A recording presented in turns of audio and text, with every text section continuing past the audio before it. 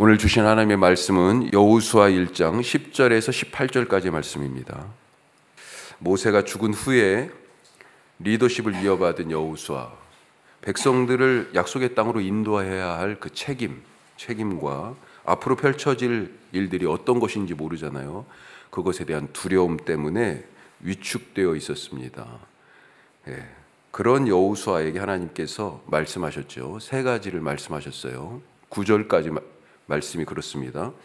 자, 세 가지인데 뭐예요? 격려를 하셨어요. 강하고 담대하라. 반복해서 강하고 담대하라고. 그렇게 등을 도닥거려 주셨어요. 두 번째로는 어떤 말씀을 하셨냐? 약속하셨어요. 약속은 두 가지인데 뭐냐면 땅에 대해서 약속했습니다. 그래서 약속의 땅이 무엇인지 전에 조상들에게 했던 약속을 또 모세에게 했던 약속을 다시 한번 확인해 주시고 또 어떤 약속을 하시냐면 내가 너를 떠나지 않고 버리지 아니하려 함께 하겠다라고 반복해서 또 약속을 하고 계세요. 세 번째는 뭐냐? 약속의 땅을 얻는 방법에 대해서 말씀하셨습니다. 뭐냐면 순종하라. 풀어 얘기하면 율법의 말씀을 지켜 행하라 라고 또 말씀하셨어요. 왜요? 땅은 하나님의 것입니다.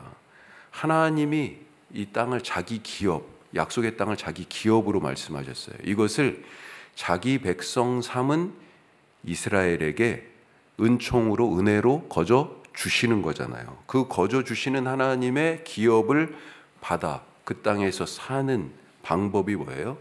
하나님의 뜻대로 사는 거니까, 그래야 그 땅을 얻는 거니까 순종입니다. 순종. 자, 이 말씀을 하나님이 딱 하시고 나서 말씀을 들었으니 여호수아가 반응해야죠. 오늘 읽은 말씀은 그 하나님의 말씀에 대한 여호수아의 반응이에요. 두 가지만 살펴보죠. 첫 번째로 즉각 실행하라. 즉각 실행하자라고 하는 것입니다. 여호수아는 말씀을 듣고 오늘 읽은 것처럼 머뭇거리지 않았습니다. 이에 10절이 이에 이렇게 시작하죠. 바로 말씀을 듣자마자예요. 명령을 내립니다. 두 가지를 내렸어요. 자, 대상이 둘로 나눠서 지금 명령을 하는데 먼저 누구에게 얘기했습니까? 관리들에게 얘기한 걸로 되어 있습니다. 백성들이 사흘 안에 요단을 건너도록 준비시켜라. 이런 명령이죠. 자, 11절에 보면 그래서 준비의 내용이 나오는데 양식을 준비하라고 되어 있습니다. 사실 생각해 보십시오. 지금 이 사람들 뭘 먹고 살고 있어요? 만나를 먹고 살아요. 만나. 아직 요단강 건너기 전이잖아요. 요단강 건너갔다고 바로 그쳤습니까? 아니에요. 5장쯤인가요? 여호수아? 그때 가서야 만나가 멈춥니다. 그러니까 먹을 것이 없어서 양식을 준비하라고 한 게 아니라는 거죠. 이 양식이라는 단어가 식량이라는 뜻도 있지만 좀 더 큰 의미에서 앞으로 일어날 일들에 대한 전투에 대한 보급품 전체를 얘기한다. 자, 또 사흘이라고 시간을 얘기했어요. 그런데 이 사흘이 정확한 3일을 물론 뜻할 수 있습니다만 관용적인 표현으로는 조만간에, 머지않아 이런 뜻이라고 볼 수 있겠어요. 자, 실제 3장까지 보면 요단강을 건너기까지 약 한 10일 정도쯤 소요된 것 같다. 그렇게 보여져요. 자, 이렇게 여호수아는 하나님의 말씀을 듣고 즉각 실행하여 기민하게 움직여서 백성들이 조만간 요단강을 건너가 땅을 얻을 그런 전체적인 준비를 하라라고 명령을 내렸습니다. 여호수아가 머뭇거리지 않은 이유가 뭘까요? 지금 서 있는 여기가 어디예요? 요단강 동쪽이에요. 지금 서 있는 여기가 이 백성의 목적지가 아니기 때문입니다. 이유가 너무 단순하죠. 그래서 머뭇거리지 않습니다. 여기는 조상들에게 맹세하시고 모세에게도 하나님께서 확인하신 약속의 땅이 아닙니다. 하나님이 이 백성들을 최종적으로 데려가 살게 하실 그곳이 아니에요. 이들의 목적지는 요단강 건너에 있습니다. 머뭇거릴 이유가 없어요. 우리는 목적지를 앞에 두고 적당히 핑계를 대면서, 아니 때로는 우리는 거기까지 안 가도 돼. 나 스스로 판단하고 멈춰선 적은 없습니까? 아브라함도 고향 친척 아버지 집을 떠나올 때 바로 갈대아 우르에서 바로 가나안 땅에 온 게 아니에요. 창세기 12장 아브라함이 등장하는 그 장을 딱 읽어보면 고향 친척 아버지 집을 떠나라고 12장 1절에서 말씀하고 즉각 떠났어요. 떠났는데 4절쯤 보면요, 하란에서 머문 흔적이 나옵니다. 하란. 그리고 하란을 떠날 때 다시 머물다가 하란을 떠날 때 나이가 75세였다 이렇게 나와요. 나중에 이스마엘을 낳을 때가 86세입니다. 언제 고향을 떠났는지 모르겠어요. 하지만 75세 되어서 다시 또 하란을 떠난 거예요. 그리고 세겜이라는 가나안 땅에 세겜에 딱 이르렀을 때 하나님께서 야 여기야 여기 그렇게 말씀하시죠. 하나님께서 아브라함에게 명령하셨을 때 내가 내게 보여줄 땅으로 가라. 내가 내게 지시할 땅으로 가라. 보여주는 땅이 아니에요. 지금 앞으로 보여줄 그 땅이에요. 그러니까 지금 못 보고 있는 겁니다. 아브라함은. 그러니 가다가 야 언제까지 내가 가야 되는 거야? 아직 목적지가 도착하지 않았는데 안 보이니까. 그래서 혹시 하란에 멈춰섰던 것은 아니었을까? 혹시 우리가 여기 하나님이 말씀하시는 거기까지 가야 되는데 아우 잘 안 보여. 이 정도쯤 괜찮지. 여기서 그냥 살아도 되지 않을까? 나 스스로 결정하고 여기를 그냥 목적지 삼아서 눌러 앉은 그런 일들은 없습니까? 지금 오늘 이 다음에 어떤 말씀이 나와요? 두 지파 반에 대한 얘기가 나옵니다. 르우벤 지파, 갓 지파, 므낫세의 반절. 이 두 지파 반절은 어디에 머물렀어요? 요단강 안 건너고 지금 여기 우리는 머물러 살겠다고 이미 모세한테 허락을 받았어요. 목적지에 도달하기 전에 멈추지 않고 목적지에 도달하는 올 한 해가 되시기를 축복합니다. 바울이 그랬잖아요. 나는 선한 싸움을 싸우고 달려갈 길을 마치고 믿음을 지켰으니 이제 내게 남은 것은 뭐라고요? 의의 면류관이 예비되어 있다 그랬습니다. 주님이 예비하신 의의 면류관을 얻도록 십자가 앞에까지 목적지 앞에까지 믿음의 경주를 멈추지 않는 올해 한 해 되실 수 있기를 바랍니다.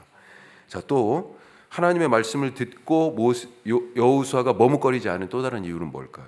하나님을 신뢰했기 때문에. 요단강을 건너야 할 분명한 이유는 뭐예요? 하나님이 주신다는 그 땅에 대한 그 말씀에 대한 그 약속에 대한 신뢰입니다. 하나님이 주실까? 의심하면 거기를 왜 가겠어요? 그렇죠. 그 약속을 믿지 못하면 건너갈 이유가 없습니다. 여호수아는 믿었어요. 백성들도 믿었습니다. 그래서 지금 강을 건너려고 합니다.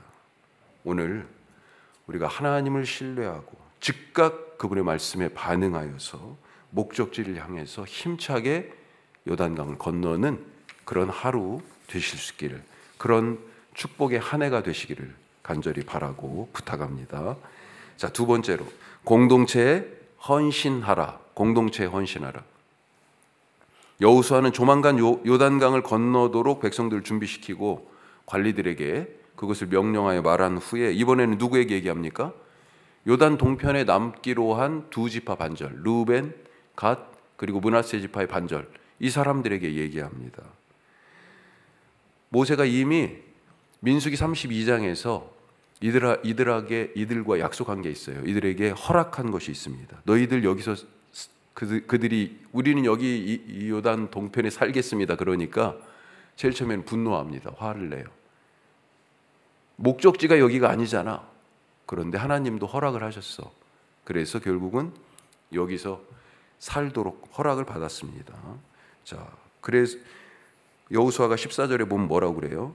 이들에게 너희 가족들과 재산은 다 여기에 두고 여기에 머무르겠지만 그런데 너희 모든 용사들은 무장하고 너희의 형제들보다 앞서 건너가서 그들을 도와라 라고 명령을 합니다. 사실 이 사람들 입장에서 생각하면 뭐예요? 자기들은 살 땅을 이미 얻었어요. 우리 목 해가지고 차지를 했습니다. 딱. 더 이상 목숨을 잃을 수도 있는 전쟁터에 나가서 피를 보는 전쟁을 하지 않아도 돼요. 그럴 이유, 동기가 사라졌어요. 이미. 이 사람들이 40년간을 지금 광야를 떠돌다가 이집트 탈출해서 지금까지도 떠돌이 생활을 하고 있어요. 텐트 치고 살고 있습니다. 그런데 땅도 생겼지요. 우리 가족도 여기서 살라고 이제 허락도 받았지요.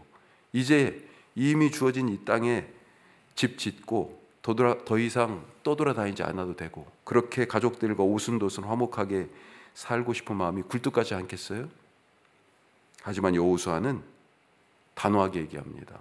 건너가서 싸우는데 너희가 약속한 대로 선봉에 서라. 선봉에. 그 땅을 다 차지해야 그리고 돌아갈 수 있다. 가족들에게. 좀 억울한 마음이 들 수도 있을 것 같아요. 하지만 이렇게 말하는 이유가 있어요. 자, 말씀드린 것처럼 먼저 이 명령은 여호수아가 임의로 만든 것이 아닙니다. 모세와의 이야기 속에서 이미 민수기 32장에서 했던 얘기예요. 자, 요단 동편에 머물도록 허락을 받았을 때 그렇게 약속을 했는데 그 약속의 출발이 어떻게 됐냐? 이 두 지파 반절 사람들이 먼저 모세에게 한 얘기예요. 이게 자기들 스스로 먼저 그렇게 하겠다고 약속했습니다. 한번 보십시오. 민수기 32장, 그 중에 이 앞뒤로 다 연결된 말씀입니다만, 이스라엘 자손이 각기 기업을 받기까지 우리 집으로 돌아오지 아니하겠사오며, 자기들이 먼저 이스라엘 다른 지파들이 그 땅을 다 얻기까지 돌아오지 않겠다고 얘기합니다. 선봉에 선다는 얘기도 앞뒤에 나와 있어요. 공동체 전체를 위해 너희들이 너희의 입으로 한 약속을 지켜라 라고 하는 것입니다. 또 여호수아가 이런 명령을 한 이유가 또 있습니다. 15절 말씀이죠. 오늘 15절 같이 한번 다시 읽어보죠. 여호와께서 너희를 안식하게 하신 것 같이 너희의 형제도 안식하며 그들도 너희의 하나님 여호와께서 주시는 땅을 차지하기까지 하라. 아멘.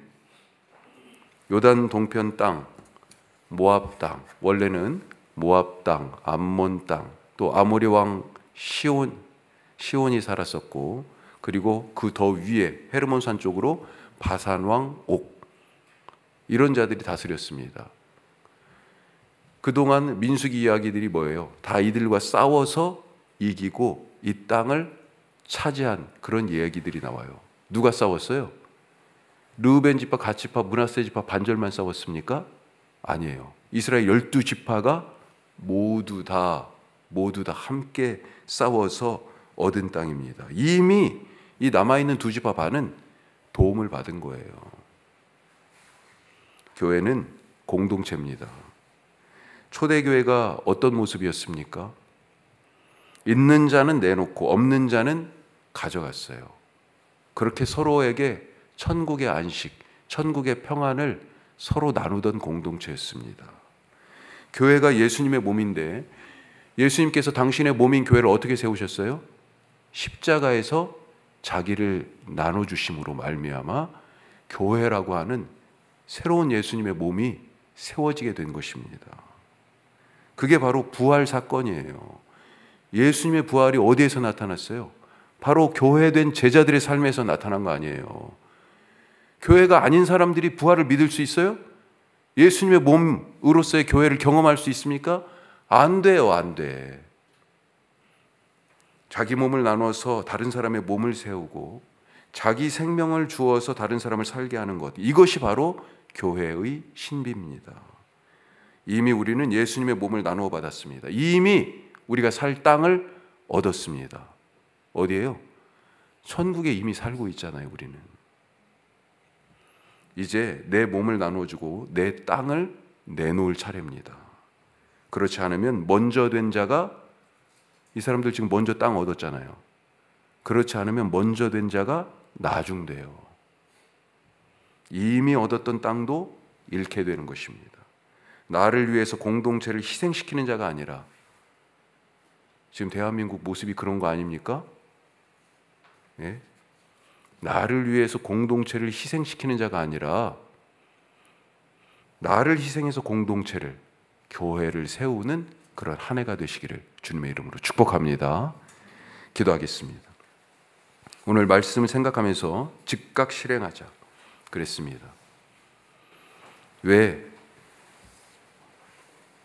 즉각 실행해야 합니까? 머뭇거리지 않을 이유, 여기가 목적지가 아니기 때문에, 하나님의 말씀을 신뢰했기 때문에, 또 공동체에 헌신하자 그랬습니다. 왜요? 하나님과의 약속이에요, 그게. 또 한 가지는 예수님이 그게 보여주신 공동체, 교회를 세우는 그런 방법입니다. 이 사회를, 이 나라를 세우는 방법도 바로 거기에 있습니다. 하나님, 무엇보다도 이 말씀을 붙들고 오늘은 나라를 위해서 기도합니다. 나라를 위해서 우리의 기도를 주님 받아 주시옵소서. 이 나라 지금 우리 다 알고 있죠. 탄핵을 다, 계엄 사태가 벌어졌고, 계엄 사태가 왜 벌어졌습니까? 대통령이 마음대로 안 된다고 지금 힘을 쓴 거잖아요. 그런데 대부분의 사람들이 우리가 다 인식하듯이 헌법과 법률에 위반되는, 민주주의가 파괴되는 듯한 방식을 사용했어요. 그것 때문에 탄핵을 당했고요. 헌법재판소에서 탄핵 심판의 절차가 개시가 됐습니다. 형사적으로는 지금 체포영장이 발부됐고요. 그런데 법을 대통령 스스로가 지금 지키지 않고 부당하다고 그렇게 항변하고 있습니다. 어떻게 해야 이 나라가 세워지겠습니까?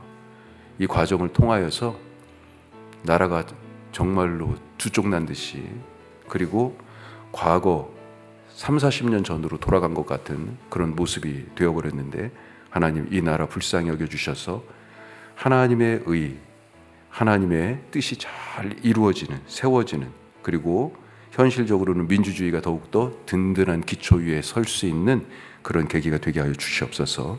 나라 위해서 기도하실 수 있기를 바랍니다. 걱정이죠. 대통령 체포한다고 그러니까 지금 이러다 유혈 사태가 나는 거 아닌가. 모든 일들이 정말로 평화롭게 순리대로 잘 풀어지게 하여 주옵소서. 기도하실 수 있기를 바랍니다.